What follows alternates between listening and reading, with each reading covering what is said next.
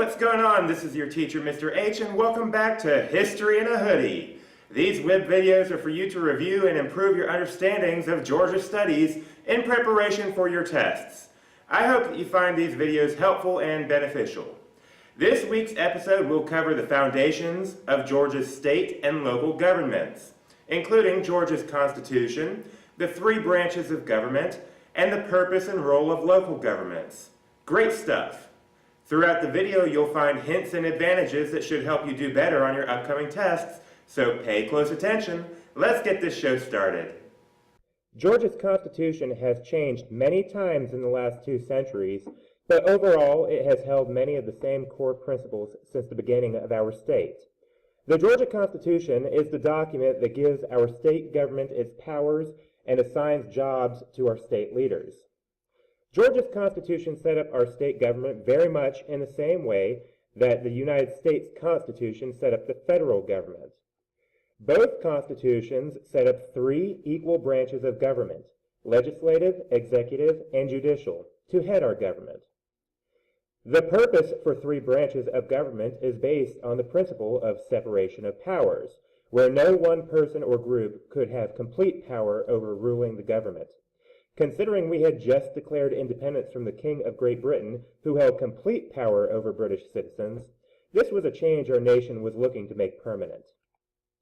The 3 jobs of government, making laws, executing laws, and interpreting the laws, were divided among the 3 branches. Georgia can pass any laws it wants as long as it doesn't conflict with the Georgia Constitution or the U.S. Constitution, which is always supreme. To make sure our branches of government remained equal in power, we also set forth the principle of checks and balances. These checks and balances gave each branch of government a little bit of control over the other 2 branches to keep any one branch from becoming too powerful. For example, the executive branch, headed by the president in the federal government and the governor in the state government, has the power to veto any law passed by the legislative branch. But, in return, the legislative branch has the power to impeach and remove any executive branch member for crimes against the country. Separation of powers and checks and balances prevent any single elected individual or group from becoming all-powerful in our country and our state. In addition to setting the roles and responsibilities of our elected officials in Georgia, the Georgia Constitution also includes a Bill of Rights, just like the U.S. Constitution has. Many of the rights in Georgia's bill are similar but more detailed, like freedom of speech and the right to trial by jury, and others that are special to Georgia, like the freedom to hunt and fish in our state. Georgians and all U.S. citizens are granted rights by the constitutions, but we also have responsibilities as citizens, which include paying taxes, serving on juries, and voting in elections. By the way, in order to vote in a Georgia election, you must be 18 years old by election day, a citizen of the United States, and a legal resident in the county or district in which you are voting. You do not have to join a political party to vote. Finally, the last 3 principles of Georgia's Constitution are found on our state flag and our state seal, and written in the words of our rarely used state Pledge of Allegiance. These principles are wisdom, justice, and moderation. Nice virtues for our state government to set for themselves.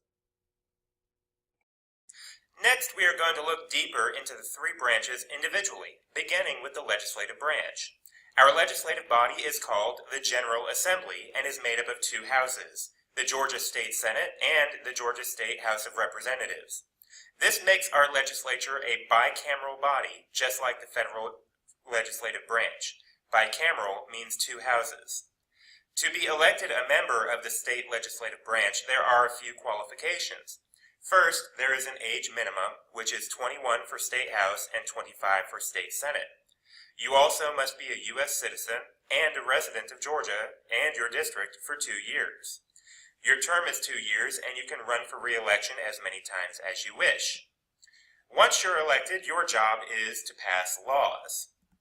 For the most part, laws come in 2 categories, budget and rules.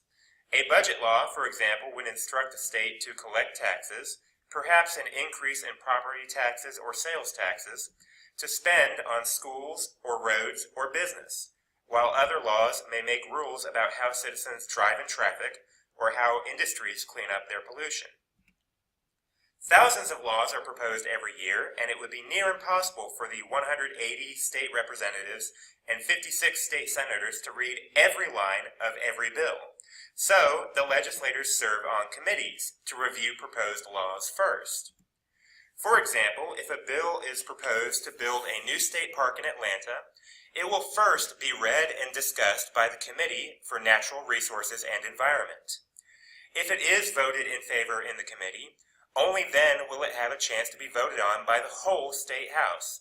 But that's not all, because to become a law, the bill would still have to be approved by a Senate committee, and the vote of the whole Senate, and be signed by the governor. That's a lot of work to pass a law. Next up is the executive branch, and the man in charge presently is our governor, Nathan Deal. He is like the president of our state's government, and many of his roles and responsibilities are similar to what the president does for the nation. We also have a lieutenant governor, who is currently Casey Cagle, and is like the vice president for Georgia. To run for governor or lieutenant governor, you must be at least 30 years old, a U.S. citizen, and a Georgia resident for 6 years. Your term is for 4 years, and elections are held in even years. The last one was in 2014, the next is this year, 2018, then 2022, and so forth. The job of the lieutenant governor is easy, so let's go through that one first. He has exactly 2 responsibilities. Number 1, don't be dead. And number 2, break tied votes in the Georgia Senate. The governor's job is to execute laws. That means if the General Assembly passes a law to spend money, the governor needs to collect taxes and distribute money to the proper places. If the General Assembly passes a law about a new rule citizens must follow, the governor must instruct the police force to enforce the law. Because these responsibilities are great and various, the governor appoints state agencies and departments to handle much of the execution of laws. To collect taxes, he uses the Department of Revenue. To run schools, he uses the Department of Education. To investigate crimes, he uses the State Patrol and the GBI, the Georgia Bureau of Investigation. And to hand out hunting licenses, he uses the Department of Natural Resources. There are many more departments and agencies that work for the governor, and thousands of public workers that work under the executive branch. Georgia's judicial branch is headed by the Georgia Supreme Court, where 9 judges make the ultimate decision about laws and court cases. But there are several steps before a trial may get to the Supreme Court. Judges on the state level are typically elected by citizens, while federal judges are chosen by the president. Judges on the state level hear cases about state laws and violations of the Georgia Constitution, not federal laws or issues about the U.S. Constitution. There are 2 kinds of courts: original jurisdiction and appellate. Original jurisdiction means that based on where the violation occurred, this would be the first court that gets to hear the trial. Depending on what happened and who is involved, the original jurisdiction could end up in one of a few different kinds of courts. State courts hear cases about misdemeanor crimes or minor crimes, and some lawsuits. Superior courts hear cases both about felony and misdemeanor crimes, and also divorce cases and some more lawsuits. Magistrate courts deal with very minor crimes and civil disputes between 2 citizens. Juvenile courts deal specifically with minors, or people younger than 17 years old who have committed a crime or offense. Finally, probate courts deal primarily with marriage licenses, firearm licenses, wills, and estates. If the parties involved in the original trial are not pleased with the outcome of a trial, they can choose to have their argument heard again by an appellate court. This process is called appealing, which means seeking a new trial after a court decision. The first appellate court is the Court of Appeals, which would review the case, whether a criminal case or a lawsuit, and make a new decision. The final appellate court is the Georgia Supreme Court, which would also make a new decision, but also check into the constitutionality of the law in question. If the Supreme Court rules that a law is unconstitutional, the law is struck down. These different courts bring up the question about what are the types of trials and the level of crimes. A trial may be either a criminal trial or a civil trial. A criminal trial is one where an individual has broken a law and the government files charges against the individual. Based on the law broken and the severity of the crime, the case may result in a misdemeanor punishment, a minor fine or short visit to prison, or a felony punishment, a major fine or long visit to prison. On the other hand, a civil trial is one where the individual is harmed by another individual and is more commonly known as a lawsuit. In the civil trial, one individual is usually seeking cash as compensation for the harm done, and jail time is not a possibility. It is possible for the same action to result in both a criminal and civil trial. Like when a drunk driver hits another car on the highway, the driver will likely be charged for violating DUI laws, but also for causing property destruction to the other car.